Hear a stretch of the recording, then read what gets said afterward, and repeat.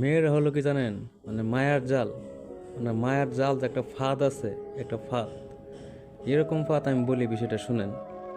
মেয়েরা এমন একটা জিনিস, মানে চিজ যারা কয়, যারা পড়ছে, যারা যেই পুরুষ একটা মেয়ের মায়ার জ্বালায় যারা পড়ছে, জালে পড়ছে, তারা একমাত্র বুঝতেছে যে কতটুক যন্ত্রণা বা কষ্টের।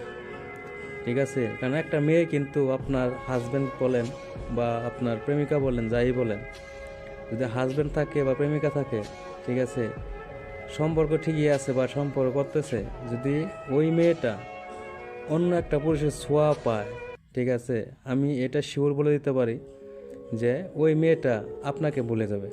এটা গ্যারান্টি।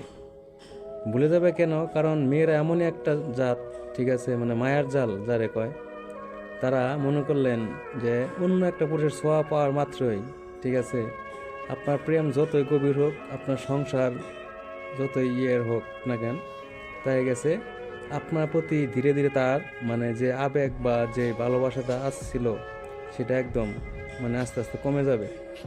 ঠিক আছে, যাই হোক, কোনো পুরুষ কোনো মেয়ের মায়ার জালে পড়েন না, খুব সাবধান। ঠিক আছে, নাইলে কিন্তু জীবন একবারে শেষ হয়ে যাব। ঠিক আছে, যদি ভালো লাগে অবশ্যই ভিডিওটা কমেন্ট করে জানাবেন।